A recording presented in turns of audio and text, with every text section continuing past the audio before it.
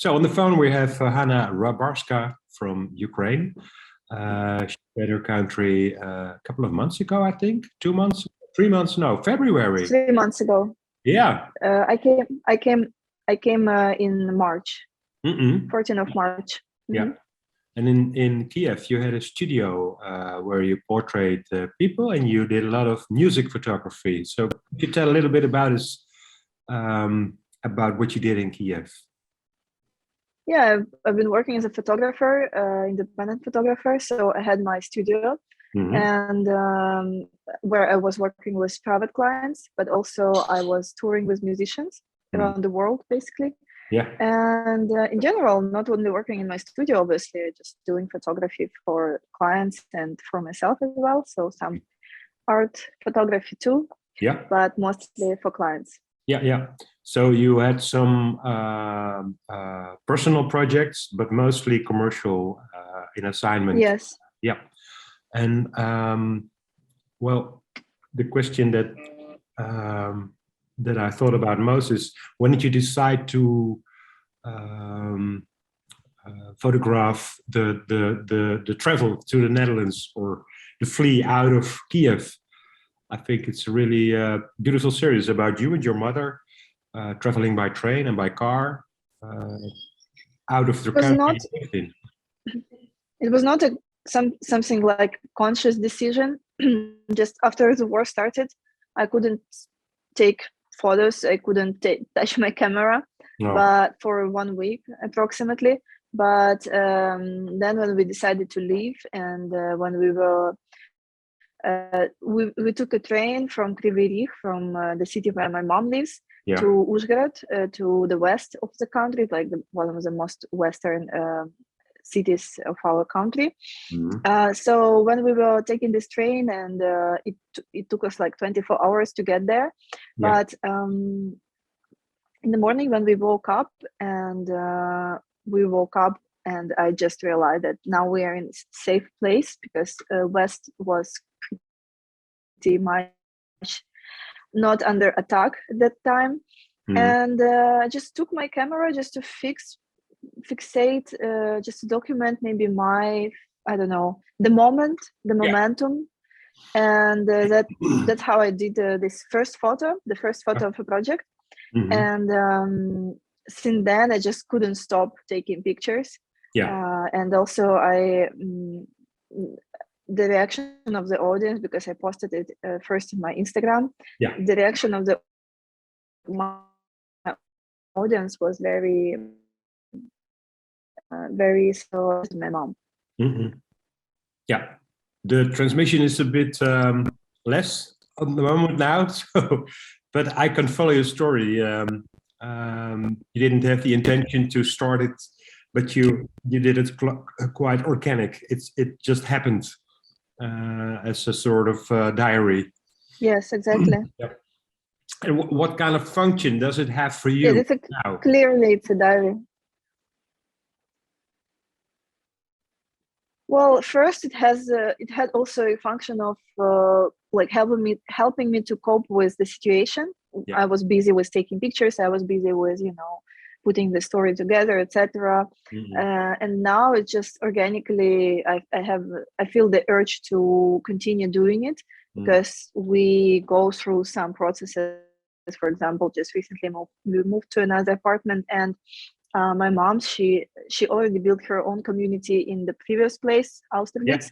So she built the community there, and now we had to leave again. And obviously this is an important process, and I also want to document it. So yeah, I just keep taking photos. Yeah. You live in the same place at Lage in Holland? I live where? And in Austerlitz, it's called Austerlitz. No, not anymore. We spent 3 months there, and just this weekend we moved to Amsterdam. Okay, yeah. Less than a week ago. It's a little bit more busy. It's just more like Kiev, maybe. More people, more cars, more noise, more, because you were very close to nature. I read you walked for 1.5 hours every day, and enjoying nature and the forests and the quietness of the place there. So it must be quite a contrast. Yeah. We still live very close to nature because we live just on the edge of Wandel Park. All right. Yeah. Oh, that's nice. So it's still still living in a forest. Yeah. Sort of. Yeah. And you share the photos on Instagram. And what people would you like to reach with the Instagram? Who is your audience? My audience is wide. I would say there is no some specific audience that I have in my mind. No. It's just like I don't think about audience. I just think about my story and what I want to tell, and that's it. That's pretty much it. Do you think you're going to be more of a documentary photographer because you now have more time to develop your own stories and your own vision on life? I'm not trying to give things names. I mean, I don't. I like both earning money and doing documentary or doing art. So I don't want to limit myself and calling myself like documentary photographer or something else. No. Like I want to do both. Yeah, and I think I'm able to do both. And just will take time for me to actually settle and actually be involved into local community as a professional as well. But I'm going there. I'm going to that place. Yeah. Do you still have contact with colleague photographers in Kiev, and are they still working there, or did they leave the country also? Some left. Some, for example, people who were working in like journalism, and they still there. And obviously, there is a lot of journalism work there right now. But most of the commercial people, they either left, either staying there, but with not that much jobs. No, not that much to do. No, because it's a very dangerous situation, of course.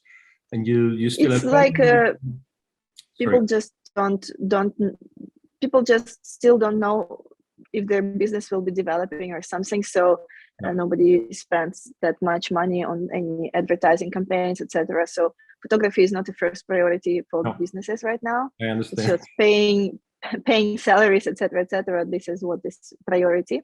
So it's like survival mode in Ukraine now. It's not a creative kind of mode. No. And your family lives in Kiev and other parts of Ukraine, or my family members they live in Kryvyi Rih, but most of my friends live in Kiev. Okay. So I hope soon it will change and will be safe again, so you can return if you want to. And because for me and for us, when we see it on television, I only remember these images from the Second World War and the stories my parents told me. My mother is 85 now, so she can remember when she was a child, the bombing and the destruction of cities. And for her, it's very similar to what she made through in that time. So that's the only reference for me when it comes to such a big scale conflict, which is not a special operation. It's bizarre, I think. And it's also bizarre for me because I can see now the media has less attention for it. And it becomes something like all the other news. In the beginning, it was very big on the media, all the media. And now it's part of other items. So what do you think about that? Because the war hasn't stopped until now. On one hand, obviously, it's very sensitive topic for me because I am I'm involved into war. I'm one of the people who actually who is affected by war. but in the same time, as a journalist myself, because I have journalism education and also I worked as a journalist for many years, I know how media work, I know how news work, and it's natural process that some news that were shocking in the beginning, they become more, people get used to it and it becomes less interesting for people. But media is also a big business, so people have to stay, like, media has to give people what they actually want, so to keep their attention. So obviously I can feel that there is people are tired of hearing news from the war in Ukraine, and they want something else, which doesn't make life of Ukraine and life of Ukrainians easier. So I think that it must be in use everywhere, because people here, they feel like has nothing to do with them. Only Ukraine is in this situation, but Russia attacked not Ukraine. Russia attacked the whole world. Yeah. So Ukraine is a starting point. And if people don't understand that they are also under the threat, then, well, I don't know. I mean, I'm not making any kind of predictions, but this whole craziness that Russia creates, it could go like any direction, you know. Poland takes this whole thing very serious, just because they know that they are the next.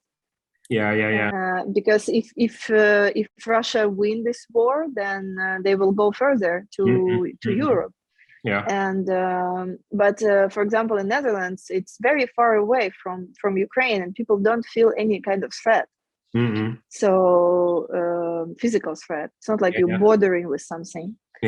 So it's a very difficult question, because I don't want to tell news, I don't want to tell media what to do. In the same time, I obviously want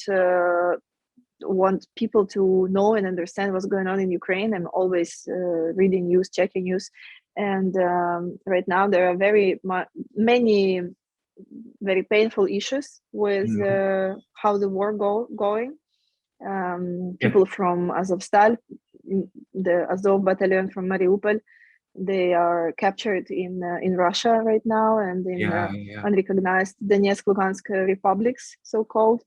So many people are under this threat, under very serious danger, but the world is tired of hearing this news, and I also can understand that.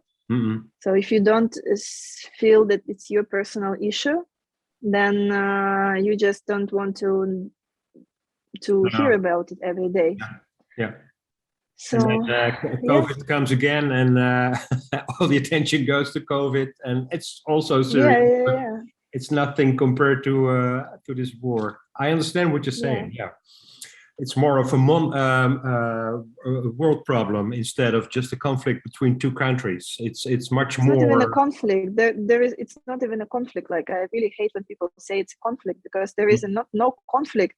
Like Ukraine did nothing. Ukraine did nothing to Russia. It's not like two sides are conflicting, you know.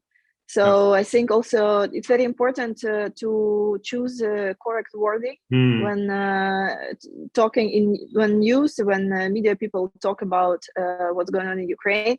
It should not be called conflict. No, you're right. You're right. It's an attack. It's an attack. It's a one-sided attack. It's not a conflict. No, that's true. So good you say that. Well, I would like to thank you again for thank you, and I wish you a lot of success.